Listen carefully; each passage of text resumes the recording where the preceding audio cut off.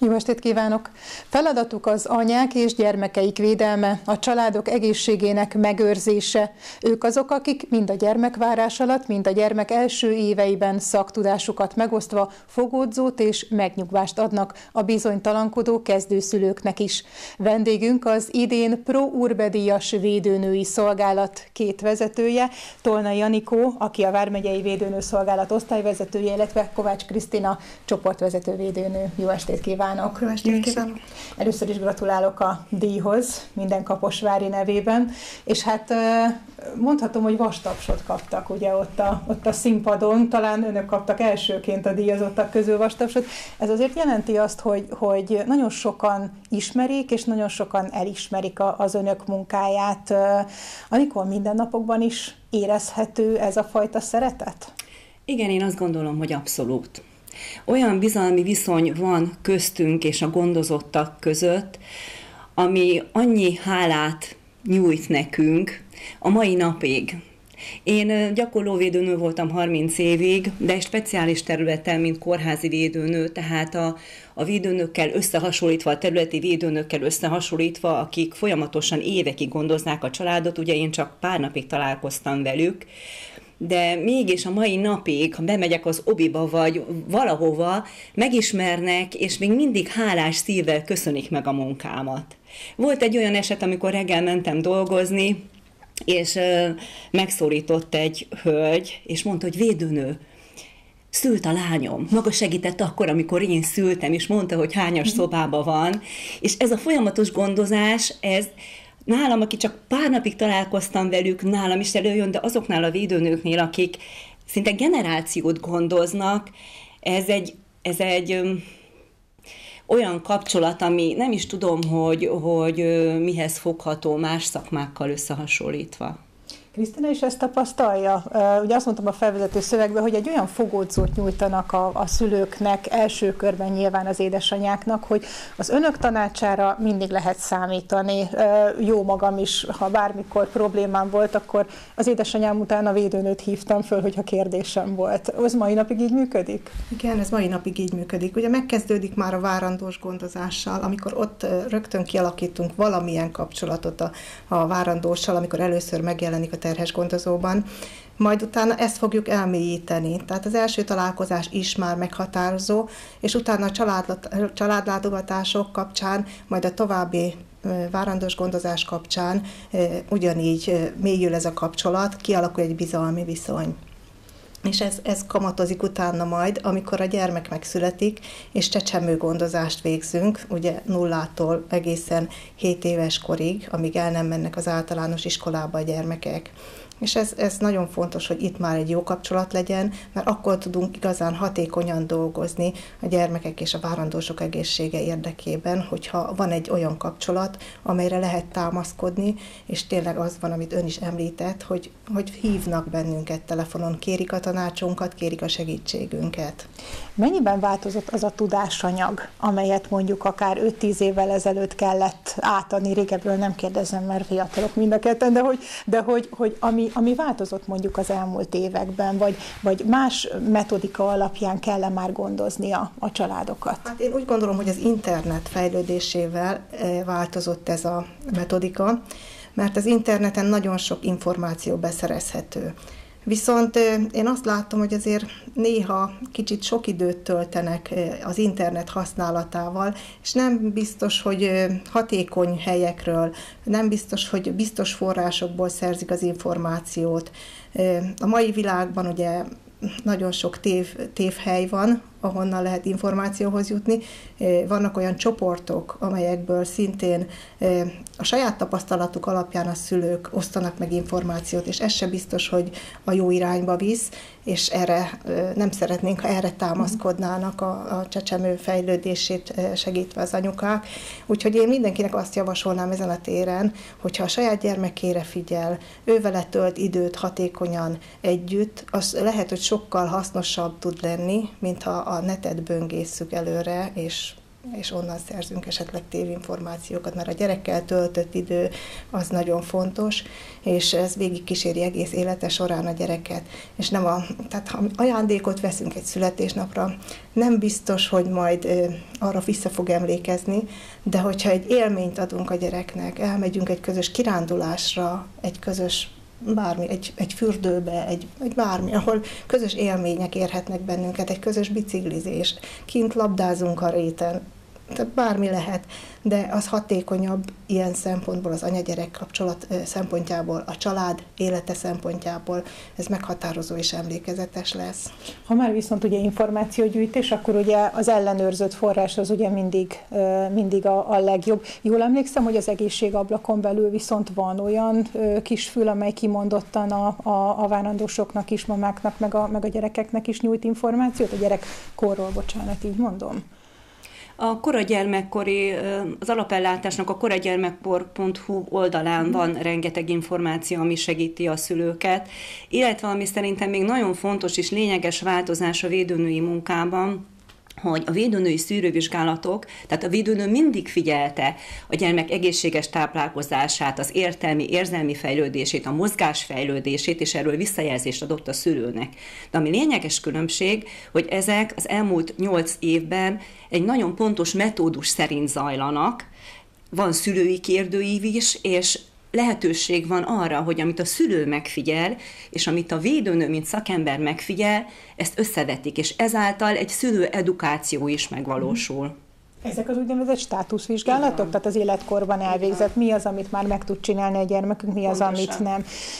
Milyen apróságokat lehet kiszűrni mondjuk ilyen státuszvizsgálaton, amire egy gyakorló védőnőnek a szeme rááll, és objektíven meg tudja ítélni, hogy valahol valami probléma van?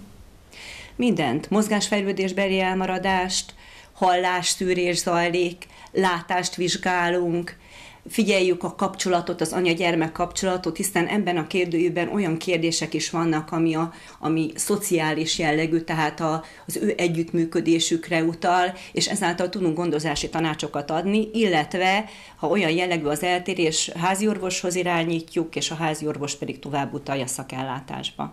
Osztályvezető asszony beszélt ugye a családi edukációról is. Sokszor kimennek, ugye, tehát nem csak bent végzik mondjuk a védőnői szolgálatnál ezeket a vizsgálatokat, hanem kimennek ugye a családokhoz.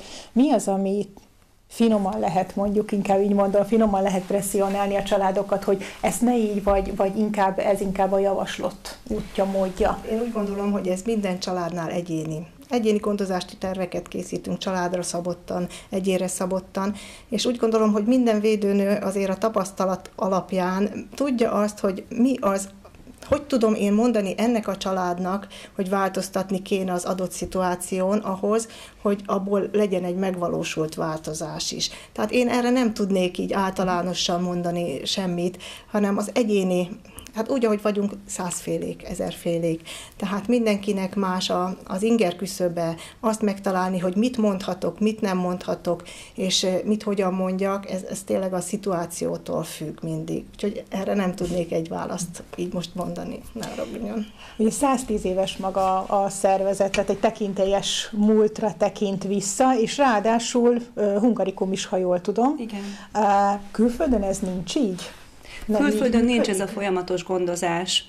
Nekem módon volt még egész fiatal védőnőkoromban, több mint 20 évvel ezelőtt, illetve most már lassan 30, Hollandiában, meg Angliában is tanulmányúton részt venni, ahol az egészségügyi rendszert tanulmányoztuk, és ott sokkal inkább szétszabdalt ez a rendszer. Tehát nincs ez, hogy a várandós gondozástól megkezdve folyamatosan gondozok egy családot 6 éves korig, utána meg az iskolában folytatom, hanem egy részét a szülésznő végzi, egy más részét egy ápolónő-szerű szakember, és ami nagyon fontos, hogy ott nincsenek ezek a családlátogatások. Tehát a mi munkánknak, ami egy alapját is adja, de azért a nehézségét is, ezt ne felejtsük el, hogy minden szakemberhez úgy jön a gondozott, az orvoshoz, egy dietetikushoz, a gyógytornászhoz, ő keresi fel. Nekünk pedig van egy kötelező családlátogatásunk, és hát ugye vissza kell menni ahhoz a családhoz újra, akinél esetleg, ezért fogalmazott a Kriszta, hogy nagyon óvatosan kell fogalmaznunk, és ez tényleg egy empátiát és egy nagyon, nagyon jó beleérző képességet igényel, hogy mit mondhatok és mit nem, mert én utána újra visszamegyek ahhoz a családhoz. Melyik a legnehezebb része a munkájuknak? Mert a legszebbet azt már mondták, hogy amikor megszólítják önöket évek után. Hát, talán az, amikor probléma van egy családnál, és ugye a gyermek abban a környezetben úgy látjuk, hogy nem jól fejlődik, nem megfelelő neki az anyai bánásmód, vagy az apai bánásmód, nincs meg a nevelésnek az alapja sem, rossz szociális körülmények között nevelkedik. Talán szerintem ez a legnehezebb része, hogy ezt a gyereket hogy segítsük a normál és jó élet irányába úgy, hogy ne sérüljön, ne kelljen kiemelni a családból, és mégis változzon valamit a helyzete otthon. Milyen lehetőségeik vannak önöknek? Azon túl, hogy nyilván elmondják, hogy mi lenne a helyes út a szülőknek, de a rossz szociális körülményeken valószínűleg önök sem. Nyilván társszervezetek, akiktől segítséget lehet kérni. Most nem akarok itt név szerint említeni társszervezeteket, de tudnánk, és akikkel szorosabb az együttműködésünk, az a Családvédelmi Szolgálat munkatársai. Általuk is tudunk még segítséget kérni a családnak, ővelük azért napi kapcsolatunk is van, ezt kijelenthetem szerintem, tehát így városszerte. Mi a tapasztalat fogékonyak egyébként a családok? Tehát nyitottak? Nyilván van olyan, aki elzárkózik az ilyenfajta tanácstól, de azért a nagy többségében azért nyitottak a családok erre a segítségre? Tehát igénybe veszik az önök tudását és kapcsolatait akkor? Én azt tudom mondani, hogy szerintem nagy részben igénybe veszik, nyilván van bizonyos százalék, akik nem, de próbálkozunk.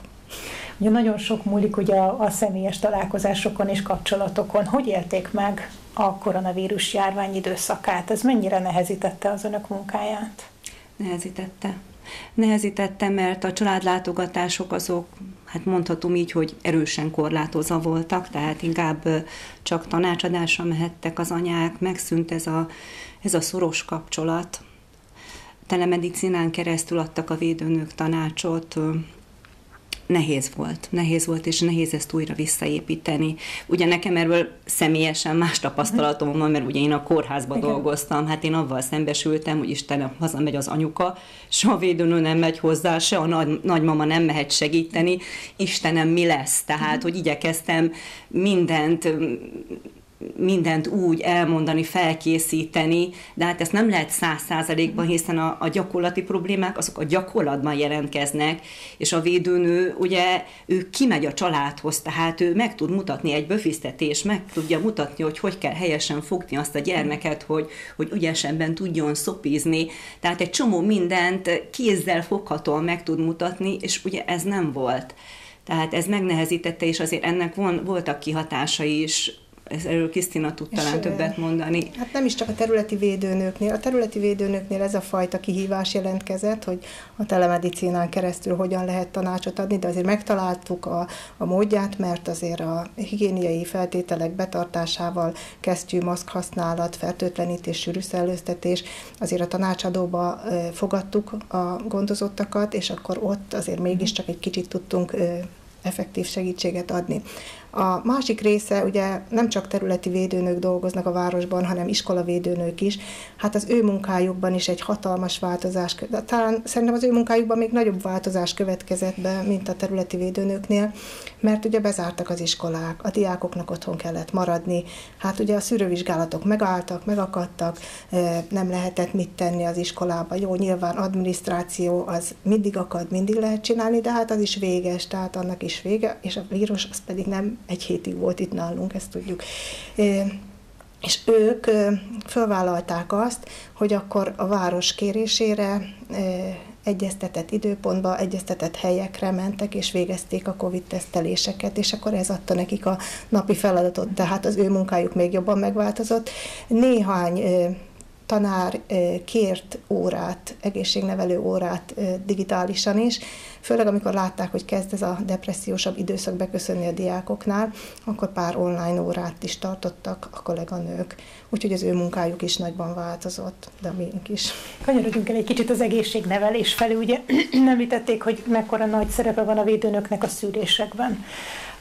Itt van ugye előttünk ez a feladat, az egészséges Kaposvár 2030 minden kaposvári előtt, hogy mi legyünk az ország egyik legegészségesebb polgárai. Hát már gyerekkorban érdemes ugye erre odafigyelni. Ez a fajta oktatás és egészségnevelés, ez mekkora terhet ró önökre? Az iskolavédőnők rendszeresen végeznek egészségnevelő előadásokat, vagy tartanak egészségnevelő előadásokat. Ugye ők főállásban vannak gimnáziumokban, szakközépiskolákban, vagy már nem így hívják őket, szakgimnáziumokba és technikumokba. Tehát ők ott rendszeresen tartanak különböző témákban egészségnevelés órát. A területen dolgozó kolléganők általános iskolákban látnak el feladatot, ott kisebb mennyiségben történnek egészségnevelő órák, de azért ott is van. Ugyanakkor egészséget nevelünk már a várandós gondozástól kezdve, tehát amikor az anyukáknak megmondjuk, hogy mi lenne jó, hogyan kellene tenni, ez is egyfajta egészségnevelés és egészségtudatosság alakítása, és ugyanígy a csecsemőgondozás kapcsán a gyermektáplálással, az ápolási feladatokkal, hogy egy lázcsillapítást hogyan kell végezni, tehát, és ezzel is hozzájárulunk majd a gyermek egészségéhez. Tehát én azt gondolom, hogy a mindennapokban egészségnevelünk személyesen, de vannak csoportos egészségnevelések is az iskolákban. Ugye néhány éve került a védőnői szolgálat a kórházhoz. Mit nyertek ezzel a védőnők, ezzel a fajta szervezettebb irányítással? Hát azt gondolom, hogy szakmailag nagyon fontos az, hogy a kórház ott van, mint háttér nekünk. Tehát úgy gondolom, hogy egy sokkal szorosabb kapcsolat van a fekvőbetegellátás, szakellátás és az alapellátás között, ezáltal, hogy hát gyakorlatilag én vagyok a kapocs. Nagyon-nagyon jó szakmai napokat szervezünk, ami segít abban, hogy naprakész friss információ legyen megyeszinten, tehát ezt megszervezni persze nehéz, de működik. Működik jelenléti értekezletekben is, és működik online formában is. Hát ez egy picit nehéz szituáció volt azért, hogy a fekvőbetegellátásba alapellátás került, ezt mindenkinek meg kellett szokni, de működik és csináljuk. Ki az, aki menjen védőnőnek? Mi kell ahhoz, hogy valaki jó védőnő legyen? Biztosan. Tehát az a beleérző képesség, hogy a másik mit érezhet ebben a szituációban, erre feltétlenül szükség van. Szeretni az embereket, szeretni beszélni, szeretni nevelni egy kicsit. Meghallgatni is talán. Igen, és aki jó kapcsolatokat is tud ápolni. Ezek szerintem alapvető védőnői tulajdonságok. Köszönöm szépen, hogy itt voltak, és a díjhoz pedig még egyszer gratulálunk. Köszönjük szépen. Önöknek pedig köszönöm a figyelmet, jövő héten várjuk Önöket ismét. Viszontlátásra!